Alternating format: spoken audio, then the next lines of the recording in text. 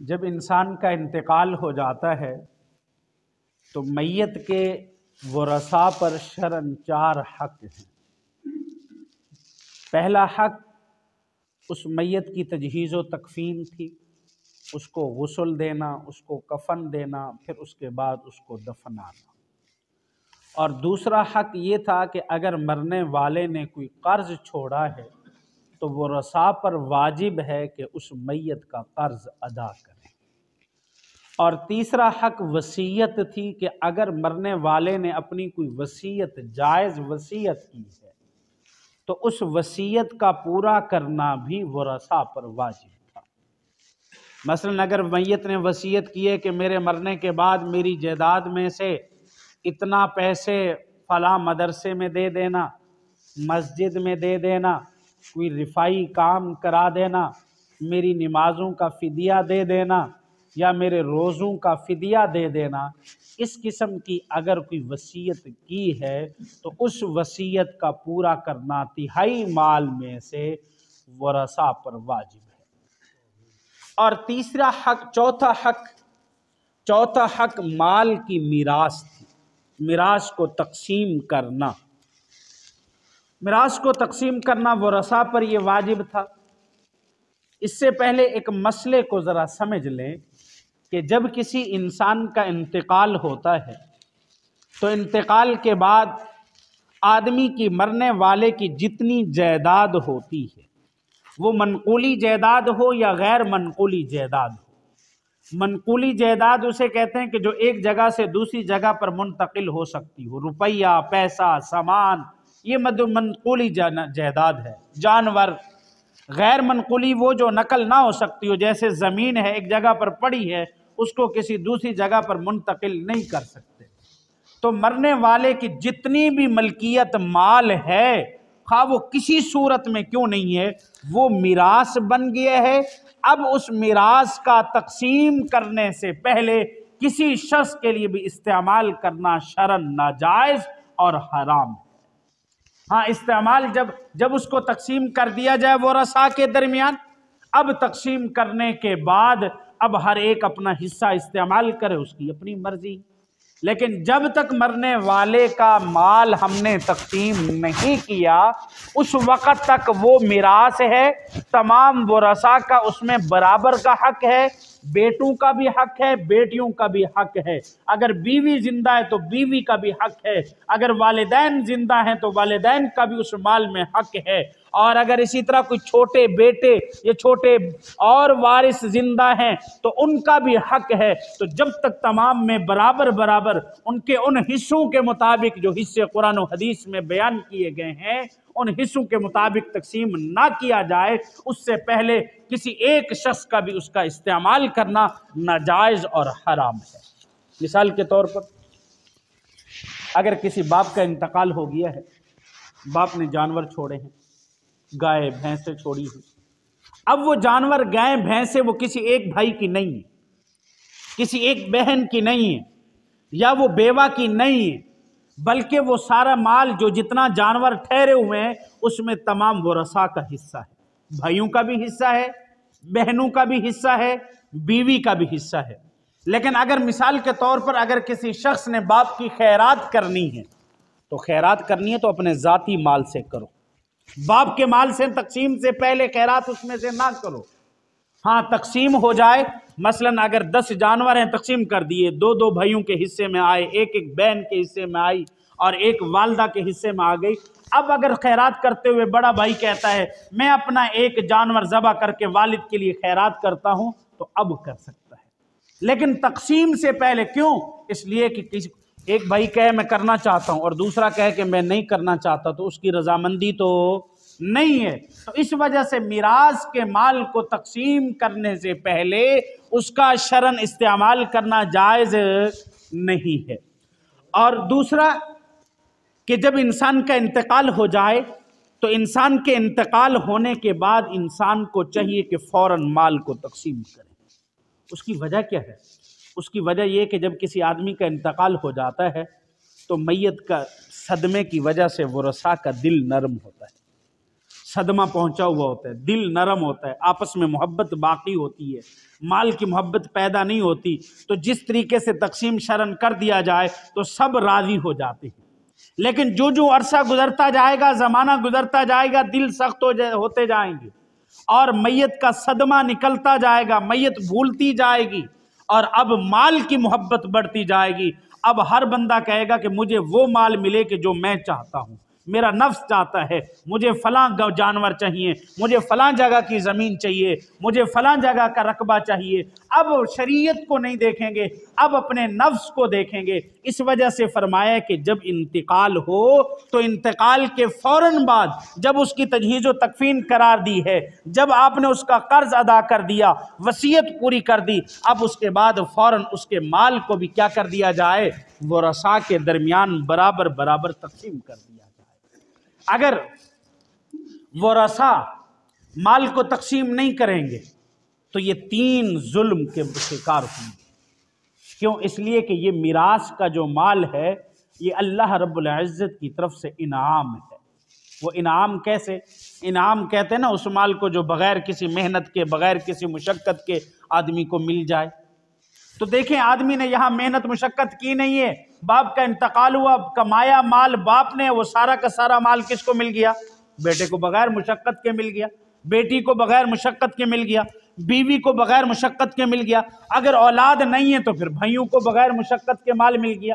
تو یہ مال اللہ رب العزت کی طرف سے انعام ہے، اور جب ورثاء اس مال کو تقسیم نہیں کریں گے تو اللہ کے اس انعام میں خیانت کریں گے، اور اللہ کے انعام میں خیانت کرنا یہ بہت بڑا ظلم ہے۔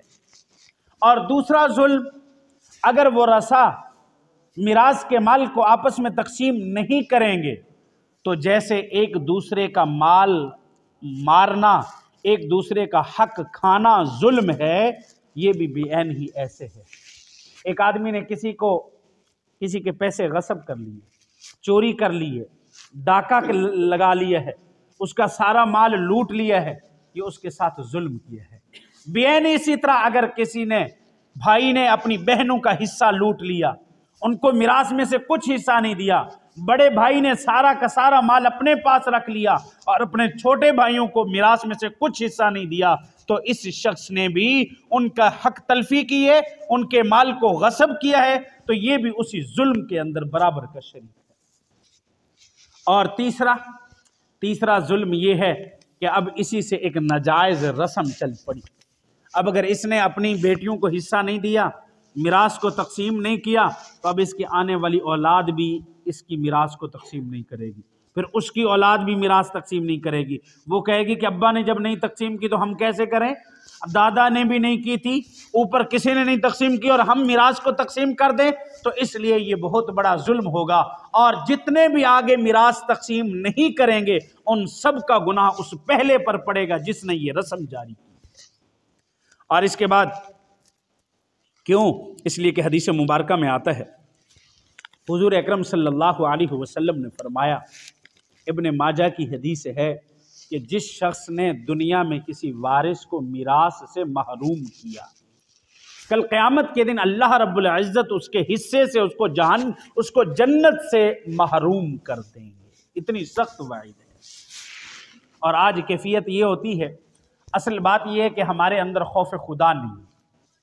جس انسان کے دل میں خوف خدا ہے، اللہ کا ڈر ہے، شریعت کا احترام ہے، قرآن مجید کا احترام ہے، قرآن مجید کے احکام کو سمجھتا ہے، تو اب وہ شخص کوئی ایسا کام نہیں کرتا جو شریعت کے خلاف ہو، قرآن کے خلاف ہو۔ کیوں؟ اللہ کا خوف ہے۔ وہ کسی کی چوری نہیں کرے گا، کسی کا مال غصب نہیں کرے گا، کسی پر ظلم نہیں کرے گا، ناحق مال غصب نہیں کرے گا۔ کیوں؟ اس لیے کہ دل کے اندر اللہ کا خوف ہے۔ اور اگر جس کے دل میں اللہ کا خوف ہی نہ ہو تو وہ جو بھی کچھ کرتا رہے اس کو کوئی فرق نہیں پڑے گا۔ جیسا کہ حدیث مبارکہ میں آتا ہے، جناب رسول اللہ صلی اللہ علیہ وسلم نے فرمایا، فات الحیاء فافعل ما شئت، کہ جب انسان کی حیا فوت ہو جائے پھر وہ جو چاہے کرتا رہے، اسے کچھ پتہ نہیں چلتا۔ حیا فوت ہو گئی ہے۔ جس آدمی کے دل میں حیا ہوتی ہے، اب اس کو پتا ہوتا ہے کہ بڑے اور چھوٹے کی تمیز کا اس کو پتا ہوتا ہے، باپ اور بھائی کے ادب کا اس کو پتا ہوتا ہے کہ جس کے دل میں حیا ہوتی ہے، اور اگر کسی کے پاس حیا نام کی کوئی چیز نہ ہو تو وہ جو کچھ کرتا رہے کوئی مسئلہ نہیں، اس کو فرق ہی نہیں پڑے گا۔ اس لیے جس دل میں خوف خدا ہے تو وہ کبھی بھی میراث کے اندر کسی کی حق تلفی نہیں کرے گا، ہر ایک کا حصہ پورا پورا ادا کرے گا۔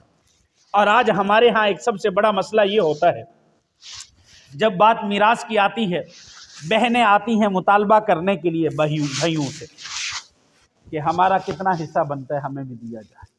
آگے سے بھائی کیا جواب دیتے ہیں؟ بھائی کہتے ہیں کہ تمہیں بھائی چاہیے یا مال چاہیے؟ تمہیں بھائی چاہیے یا مال چاہیے؟ یعنی اگر تم مال لینا چاہتی ہو تو آج کے بعد تیرا میرے ساتھ کوئی تعلق نہیں ہوگا، میں تیری غمی میں شریک نہیں ہوں گا، نہ تیری خوشی میں شریک ہوں گا، نہ تیرے لیے میں بھائی ہوں۔ جیسے تیرا باپ فوت ہو چکا ہے ایسے تیرا بھائی بھی آج سے فوت ہو چکا ہوگا، لے جا اپنا حصہ، لیکن تیرا میرا کوئی واسطہ نہیں ہوگا۔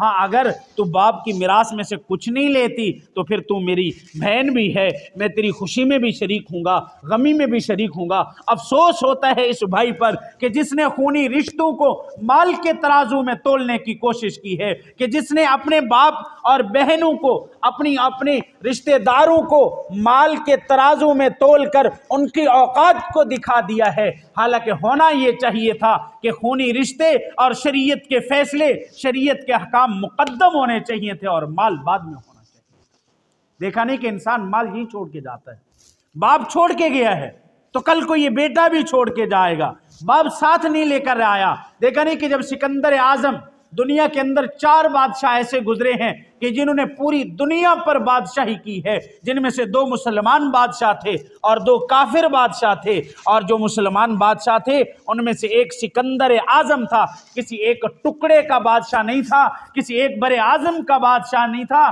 بلکہ مشرق سے لے کر مغرب تک، شمال سے لے کر جنوب تک پوری دنیا کے اندر بادشاہت کی ہے۔ اور جب مرنے کا وقت آیا تو وصیت کر رہا ہے جب میرا انتقال ہو جائے تو انتقال ہو جانے کے بعد جب مجھے کفن دیا جائے تو میرے دونوں بازو کفن سے باہر رکھے جائیں۔ کسی نے پوچھا حضرت یہ کیسے؟ جبکہ کفن کے آداب یہ ہیں کہ انسان کے جسم کو ڈھانپ دیا جائے، اس کے بازو بھی اندر ہونے چاہیے، آپ کیوں کہہ رہے ہیں کہ میرے بازو باہر نکلے ہوئے ہوں؟ اور سکندر اعظم نے کہا کہ دراصل بات یہ ہے، میں آنے والی امت محمدیہ کو، آنے والے مسلمانوں کو، آنے والے لوگوں کو بتانا چاہتا ہوں، خلق خدا کو بتانا چاہتا ہوں، اگر سکندر اعظم بھی اس دنیا سے جائے گا تو خالی ہاتھ جائے گا۔ پوری دنیا کا مالک، ہم تو ایک ٹکڑے کے، چند رقبہ 1 ایکڑ 2 ایکڑ کے مالک ہوتے ہیں، اور تھوڑا سا مال ہوتا ہے، اس میں بھی حق تلفی کر لیتے ہیں، اس سے بھی حق لے لیتے ہیں۔ اور حدیث مبارکہ میں آتا ہے، بخاری شریف کی حدیث ہے، جناب رسول اللہ صلی اللہ علیہ وسلم نے فرمایا کہ اگر کسی شخص نے دنیا میں کسی کی 1 بلشت کے برابر بھی زمین غصب کی تو کل قیامت کے دن وہ زمین ساری 7 زمین کی مٹی ملا کر وہ توک بنا کر اس کی گردن میں ڈالا جائے گا، وہ دینا پڑے گی اسے۔ آج جتنا بھی غصب کیا ہے تو اس لیے فرمایا کہ جب انسان کا انتقال ہو تو انتقال کے بعد اس میراث کو تقسیم کیا جائے۔ ہمارے ہاں ہوتا یہ ہے کہ اگر کسی آدمی کاروباری آدمی ہے، دکان ہے، کارخانہ ہے، فیکٹری ہے، تو جو بڑا بھائی باپ کے ساتھ کام کر رہا ہوتا ہے وہ اس پر قابض ہو جاتا ہے، وہ سارا لے لیتا ہے، اور گھر کے اندر جو سامان ہے اس پر بیوی قابض ہو جاتی ہے، اور چھوٹے بھائی، والدین، باقی ورثہ ان کو کوئی حصہ نہیں دیتا، حالانکہ ہر ایک کا حصہ شریعت نے مقرر کیا۔ والد زندہ ہے تو اس کا حصہ ہے۔ اور پھر بسا اوقات ایسا ہوتا ہے کہ بعض جو مذہبی لوگ ہیں وہ کیا کرتے ہیں، تھوڑا سا خوف خدا ہے تو وہ کہتے ہیں ہم بہنوں سے معاف کرا لیتے ہیں، اب بہنوں کو گھر بلا لیتے ہیں یا خود ان کے گھر چلے جاتے ہیں، کہتے ہیں کہ باپ کے حصے سے تمہیں شرم نہیں آئے گی مال لیتے ہوئے، تم معاف کر دو، میں غریب ہوں، اپنا رونا روئے گا، میں غریب ہوں مجھے معاف کر دو، تیرے پاس بہت مال ہے، تیرے پاس اللہ تجھے بہت کچھ دے گا۔ بھائی جو شریعت نے اسے حق دیا وہ حق تو دبا رہا ہے اور اس کے بارے میں کہہ رہا ہے کہ تجھے اللہ بہت دے گا، اور پھر اس کے پاس جا کر بہن کو کہتے ہیں ہمیں معاف کر دے۔ اب بہن بیچاری نادل خواستہ بھائی کے شرم و حیا کی وجہ سے کیا کرتی ہے، اچھا بھائی اس کو پتہ ہوتا ہے ملنی ویسے نہیں ہے، کیا کہتے ہیں، اچھا بھائی میں نے تجھے معاف کیا، یہ معاف نہیں ہوگا۔ ہاں ایک صورت میں معاف ہو سکتا ہے، وہ صورت یہ ہے کہ میراث میں بہنوں کا جتنا حصہ بنتا ہے ان کا حصہ الگ نکالو، نکالنے کے بعد بہنوں کے حوالے کر دو، اب اگر بہنیں پھر واپس کر دیں تو پھر کوئی حرج نہیں، اب لے لینے میں شرن کوئی حرج نہیں ہے۔ باپ اگر پیسے چھوڑ کے گیا ہے، پیسوں کو تقسیم کرو، بہنوں کا حصہ بہنوں تک پہنچاؤ، والدہ کا حصہ والدہ تک پہنچاؤ، والد کا حصہ والد تک پہنچاؤ۔ اگر نوجوان بیٹا فوت ہو چکا ہے تو بھائی کیا کرتے ہیں، اس کا مال سارا آپس میں تقسیم کر لیتے ہیں، کہتے ابا تو بوڑھا ہے، تجھے کس چیز کی ضرورت، اور تو نے مال کا کیا کرنا ہے۔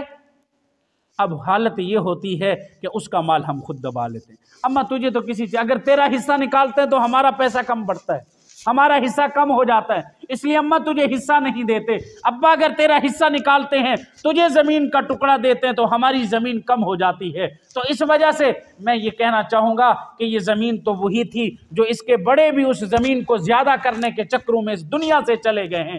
آج تم یہاں موجود ہو تو کل یہاں نہیں ہوں گے، تمہاری جگہوں پر اور لوگ آ جائیں گے، لیکن یہ زمینیں، یہ مال، یہ جائیداد، یہ سارے کے سارے یہیں پڑے رہ جائیں گے۔ لیکن حقیقت میں کامیاب وہ شخص ہوگا کہ جس نے دنیا میں رہ کر دوسرے لوگوں کے حقوق ادا کیے ہیں۔ آج ہم معمولی سی ایک واقعہ سناتا ہوں۔ ایک بہت بڑے عالم، بڑے اللہ والے گزرے ہیں، کتابوں میں ایک واقعہ آتا ہے، فرماتے ہیں کہ جب ان کا انتقال ہو گیا تو کسی شاگرد نے ان کو خواب میں دیکھا۔ جب خواب میں دیکھا تو وہ اس بڑی عجیب کیفیت میں تھے، ایک بہت بڑا میدان ہے اور اس میدان میں ننگے برہنہ اور سخت دھوپ اور گرمی کی شدت کی وجہ سے وہ کبھی ادھر بھاگتے ہیں کبھی ادھر بھاگتے ہیں۔ اب وہ شاگرد پوچھنے لگا، حضرت آپ تو بہت بڑے عالم تھے، اللہ والے تھے، بڑے نیک اعمال کیے ہیں، اور آپ کی یہ کیفیت، کیا آپ کے عمل قبول نہیں ہوئے؟ تو استاد کہنے لگے بات اصل نہیں، یہ نہیں ہے، بات یہ ہے کہ جب میرا انتقال ہوا، انتقال سے کچھ دیر پہلے، کچھ عرصہ پہلے میں نے ہمسایوں سے، پڑوسی سے ایک سوئی مانگی تھی کپڑے سینے کے لیے۔ جب میں نے اس سے کپڑے سی لیے تو وہ سوئی میں نے واپس نہیں کی، وہ میں نے اپنی الماری میں رکھ دی، میرا انتقال ہو گیا۔ اب اس سوئی کے واپس نہ کرنے کی وجہ سے، یہ اس کا حق تھا، میں نے اس کا یہ حق ادا نہیں کیا، اس کی وجہ سے مجھے یہ عذاب مل رہا ہے، لہٰذا تو ایسا کرنا، صبح جا کر یہ ان کی سوئی ان کو واپس کرنا۔ اب جب صبح ہوئی، یہ شاگرد ان کے گھر جاتا ہے، پوچھتا ہے کہ کیا تمہاری فلاں الماری میں کوئی سوئی ہے؟ تو انہوں نے کہا ہاں، اس میت جو انتقال کر گئی ہے اس نے مانگی تھی، کپڑے سیے تھے، ہم نے واپس اس لیے نہیں کی، ہم نے کہا یہ تو معمولی سی چیز ہے، اتنی سی چیز کون کسی سے مانگتا ہے، ہم نے اس وجہ سے اس کو رکھ دی ہے۔ حالانکہ ایسی بات نہیں ہے، یہ حقوق العباد ہیں، حقوق العباد روپیہ ہو یا لاکھ ہو وہ دینا ہے۔ کسی کا 1 روپیہ غصب کرو اس کے بارے میں بھی پوچھ گچھ ہوگی، کسی کا 1,00,000 روپیہ اٹھا لیا ہے اس کے بارے میں بھی پوچھ گچھ ہوگی۔ اگر کسی نے کسی کی دکان سے ایک ٹافی چوری کی ہے، کل قیامت کے دن اس کے بارے میں پوچھا جائے گا۔ اگر کسی نے کسی کی پوری دکان غصب کر لی ہے تو تب بھی اس کے بارے میں پوچھا جائے گا۔ تو اب جب وہ سوئی جا کر واپس ادا کی اور ان سے تاخیر کی معذرت بھی کی، یا پھر اگلی رات جب خواب میں دیکھا تو اب اچھی کیفیت میں ہے۔ اسی طرح ایک حدیث مبارکہ میں آتا ہے کہ 2 صحابی تھے، حضرت عوف بن مالک رضی اللہ تعالیٰ عنہ اور حضرت صعب، یہ 2 صحابی، ان دونوں صحابیوں نے آپس میں معاہدہ کیا ہے۔ کیا معاہدہ کیا؟ کہ بھئی ہم میں سے جو پہلے انتقال کر جائے تو وہ دوسرے کے خواب میں آئے۔ حضرت صاحب فرمانے لگے اچھا ایسا ہوتا ہے؟ میں نے کہا اللہ سے دعا کریں گے، اللہ ضرور، اگر آپ کا انتقال ہو گیا تو اللہ آپ کو مجھے میرے خواب میں دکھائے گا، اور اگر میرا انتقال ہو گیا تو آپ کے خواب میں آ جاؤں گا۔ یہ تو اللہ کے ہاں تو کسی چیز کی کمی نہیں۔ اب اتفاق کا کرنا ایسا ہوا کہ حضرت عوف بن مالک رضی اللہ تعالیٰ عنہ کا پہلے انتقال ہو گیا۔ اب انتقال کے اگلی رات حضرت عوف حضرت صاحب کے خواب میں آئے اور حالت اچھی نہیں تھی، گردن پر نشان پڑے ہوئے تھے۔ تو حضرت صاحب نے پوچھا کہ عوف کیا ہوا، یہ نشان کیسے ہیں؟ تو حضرت عوف بن مالک فرمانے لگے بات اصل یہ ہے کہ میں نے जिंदगी के अंदर एक यहूदी से 10 दिरहम कर्ज लिए थे और वो वापस नहीं किए, पहले मेरी मौत हो गई। उन 10 दिरहमों की वजह से क़यामत में मुझसे उन दिरहमों के साथ गर्दन पर दागा गया है और ये उसी के निशान है। लिहाजा तो ऐसे करना, मेरे घर में वो 10 दिरहम मौजूद हैं, वो उठाकर उस यहूदी को वापस करना। सुबह जब हुई तो हज़रत साहब उनके माऊफ के घर जाते हैं, वहाँ जाकर उन्होंने वो दिरहम उठाए और यहूदी को वापस किए। वापस करके अब हज़रत साहब रज़ी अल्लाह ताला अन्हु हुजूर अकरम सल्लल्लाहु अलैहि वसल्लम की खिदमत में आते हैं और आकर अपना मुआहदा भी बताते हैं। या रसूल सल्लम, मैंने हज़रत औफ बिन मालिक के साथ ये मुआहदा तय किया था और पिछली रात हज़रत औफ मेरे ख्वाब में आए हैं और उनकी मैंने ये कैफियत देखी है। तो हुजूर अकरम सल्लल्लाहु अलैहि वसल्लम ने अपने हाथ उठाए और हज़रत औफ बिन मालिक की मग़फ़िरत के लिए दुआ की। जब दुआ की, अब हज़रत साहब फरमाते हैं जब अगली रात हुई मैंने फिर ख्वाब देखा कि हज़रत औफ एक सरसब्ज़ बाग में हैं, खुश हैं, अच्छी हालत में हैं और फरमाने लगे आपने वो दिरहम वापस कर दिए तो मेरी हालत भी अच्छी होगी। हुजूर अकरम सल्लम ने मेरे लिए दुआ कर दी तो मेरे वो दाग भी क्या हो गए, ख़त्म हो गए हैं। आप अंदाज़ा लगाइए कि मामूली सा हक भी किसी का अगर दुनिया में देना हो तो वो मुआफ़ नहीं होगा, वो कल क़यामत के दिन तुम्हें देना पड़ेगा। जैसा कि हदीस मुबारक में आता है, आप सल्लल्लाहु अलैहि वसल्लम ने अपने सहाबा से पूछा कि मेरे सहाबा मुफलिस किसे कहते हैं? सहाबा ने फरमाया कि या रसूल अल्लाह जिसके पास पैसे ना हो। मुफलिस का मतलब गरीब, गरीब मस्कीन किसे कहते हैं? साहबा ने फरमाया या रसूल अल्लाह जिसके पास रुपया दिनार दिरहम ना हो वो गरीब है, वो मुफलिस है। आपने फरमाया कि नहीं, वो मुफलिस नहीं है, बल्कि मुफलिस वो शख्स है कि जो कल क़यामत के दिन अल्लाह की बारगाह में नेकियों का अंबार लेकर आए, एक पहाड़ के बराबर नेकियां लेकर आए और वहीं हुकूक वाले भी पहुंच जाएं। और एक शख्स आए, ऐ अल्लाह इसने दुनिया में मेरी गीबत की थी, अब मुझे हक चाहिए। दूसरा कहेगा, ऐ अल्लाह इसने दुनिया में मेरी चोरी की थी, मुझे हक चाहिए। ऐ अल्लाह दुनिया में इसने मुझे जुल्मन मारा था, मुझे हक चाहिए। ऐ अल्लाह इसने मुझे गालियां दी थी, मुझे हक चाहिए। ऐ अल्लाह इसने मेरा माल गस्ब कर लिया था, मुझे हक चाहिए। ऐ अल्लाह मेरे बाप की मिरास तक़सीम हुई थी, ये बड़ा भाई है, सारा माल अपने पास रख लिया था, मैं भी भाई था, मुझे भी बाप की मिरास में से हिस्सा मिलता था, लेकिन इसने हिस्सा नहीं दिया था, अब मुझे हक चाहिए। वहां किसी के पास कुछ होगा तो नहीं, अब हुक्म होगा कि भाई इस जालिम की नेकियां जो हैं, वो नेकियां जो मकबूल हैं, वो नेकियां उठाकर इन मजलूमों को दी जाएं, इन हक वालों को दे दी जाएं। अब वो नेकियां उठा कर दी जाएंगी। हुकूक वाले फिर भी अगर बाकी होंगे और नेकियां ख़त्म हो गई, अब हुक्म होगा कि उनके गुनाह उठाकर इसके सर पर डाले जाएं। अंदाज़ा तो लगाओ, वो शख्स था कि नेकियों के अंबार लेकर आया है, जब हिसाब किताब हो गया तो गुनाहों का अंबार लेके जा रहा है। अब हुक्म होगा कि इसको जहन्नम में डाल दिया जाए। इसलिए हुकूकुल इबाद को मामूली ना समझो।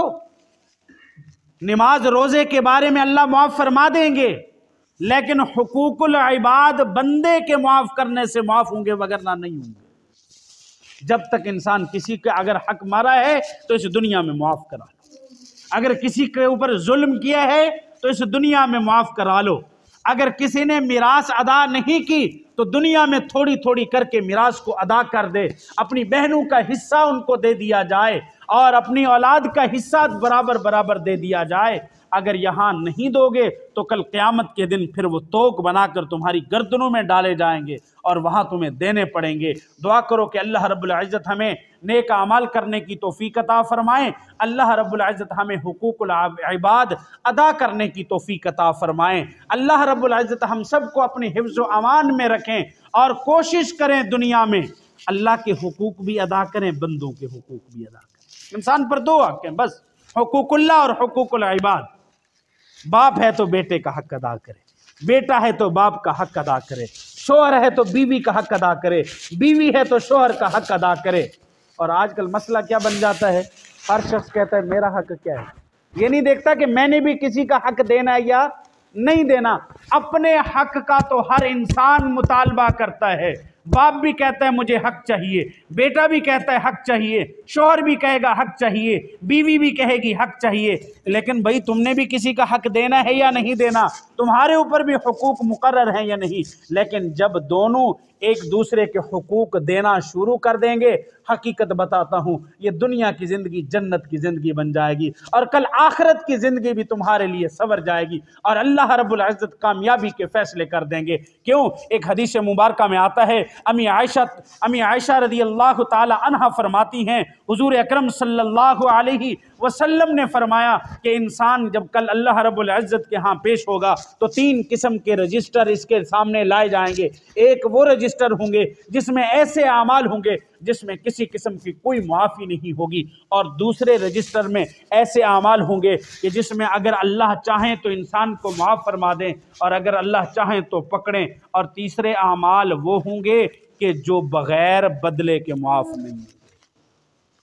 پہلے رجسٹر میں کون سے اعمال ہوں گے؟ فرمایا کہ اس میں انسان کا کفر یا ایمان، اگر ایمان لے آیا تو اللہ انسان کے ایمان کو قبول کر لے گا، اور اگر ایمان نہیں لایا تھا، دنیا میں کفر پہ رہا تھا، کلمہ نہیں پڑھا تھا، آپ صلی اللہ علیہ وسلم کی شریعت پر، قرآن پر، نبی پر، فرشتوں پر ایمان نہیں لایا تھا، اب دنیا میں اس کو، اب آخرت میں اس کو معاف نہیں کیا جائے، اب کافر ہے۔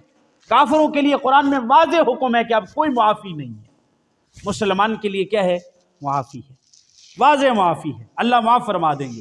اب دوسرے قسم کے جو رجسٹر ہوں گے اس میں حقوق العباد، نماز، روزہ، زکوٰۃ، حج، جہاد، یہ سارے حقوق العباد، ذکر، نوافل، یہ سارے حقوق العباد ہیں۔ اگر کسی انسان نے نماز میں کوتاہی کر دی ہے، ہمیں قوی امید ہے اللہ کی ذات معاف فرما دے گی۔ کیوں؟ اللہ غفور الرحیم بھی ہے، رحیم بھی ہے، رحمان بھی ہے، حنان بھی ہے، منان بھی ہے، یاد الجلال والاکرام بھی ہے، وہ کریم بھی ہے، وہ عزیز بھی ہے، وہ ذات بڑی غفور الرحیم ہے۔ وہ قوی امید ہے کہ انسان کی ان کمی کوتاہیوں کو اللہ کی ذات معاف فرما دے گی۔ اور تیسرے نمبر کے جو رجسٹر ہوں گے ان کے اندر صرف اور صرف حقوق العباد ہوں گے، اور یہ حقوق العباد معاف نہیں ہوں گے جب تک وہ حق والا تمہیں معاف نہ کر دے یا ان کے حقوق ادا نہ کر دیے جائیں۔ دعا کیجیے اللہ رب العزت ہمیں عمل کرنے کی توفیق عطا فرمائے۔ وآخر دعوانا الحمدللہ رب العالمین۔